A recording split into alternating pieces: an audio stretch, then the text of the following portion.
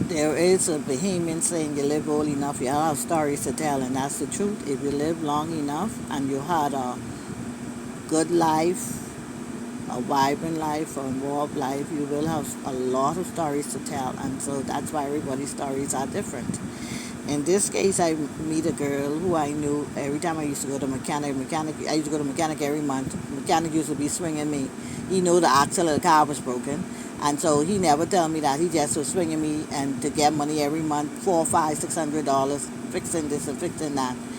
And that's how me and her get to me. And one morning, this Saturday morning, I was going to pick up my car early. My husband was already gone to work. He goes very early. She stopped me only with a night girl's dress on. You could see through.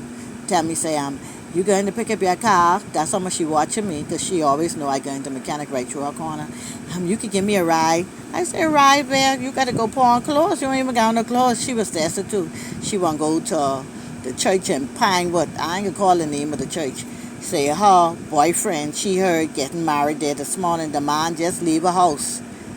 And someone called and said the man getting married this morning, use the food, the man just leave your bed. And it was true, but I wasn't getting involved with that. And so I see something passing on online. That's how some men do. That girl was going crazy. This girl was going, and somebody took her there. I understood someone took her there, and she went there with that same see-through night dress. I'm carrying on in the church for a man with getting married. It's not your man if he's getting married. If he could do that to you, baby, he is no one to trust, including the wife who he married to. Including the wife he married to. And he had 2 kids with this girl. 2 kids with this girl. We used to sleep with this girl all the time, be in a house, sleep in a house. But let me tell you something, ladies. If you allow slackness, that's how they can treat you. You have to be determined to say, I deserve better. They don't like sensible women. Most men don't like women who got sense. They don't want nothing to do with you. So, yeah, you will be alone for a while until you find the proper man. But it's better to be alone for a while and find a proper man than to settle for anything just because you want a man or just because you want to say, I have a boyfriend. No, because here she was now alone with 2 children.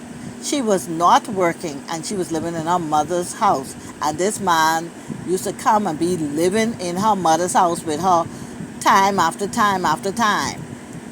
And he left for that morning, earlier Saturday morning, and got married to the church in Pinewood. And whoever took her there, I heard the message, they had a big fight outside the church, her and some of the family members. She gone in that same see-through night dress. I wasn't getting involved with that. I was a married woman. I'm not getting involved with that. I was young, married. I wasn't getting involved with that. That ain't my headache. That ain't my business. And I ain't let nobody pull me in that. I didn't have no children or nothing at the time. And I don't know how she faring now, but I know her children is big, adult children now. And I sure life has given her a better road. In my heart, that was only a little hiccup.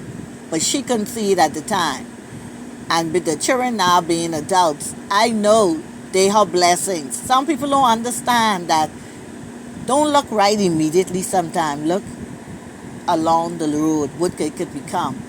Don't look at things. Her mother helping her, obviously. She was living in the house. The mother making sure her and the children feeding that she could get a job, whatever. So what she had to lose? Running behind what?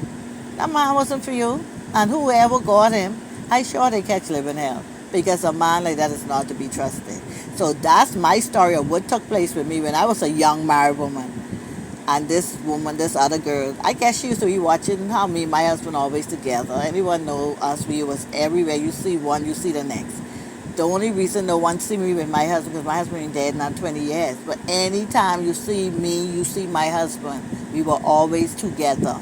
I used to be the driver though. He had green eyes and he had color, he was like colorblind. So the red light used to look green to him. And the green light used to be red. And he would always try to go on the red light. Child, I used to be like, give me this car wheel. Not today, not today. So I see a little story going around with something similar to that. You don't worry about things. Let's leave it alone. It's not for you. It's not for you. Don't worry about it. Cry, shake out this. Don't make no stars about it. And years to come, you look at it and God saved you, baby. God saved you. You didn't know that? God saved you. God keeping you. And them people, they can live a little poison like Ghana be trusted. Hello.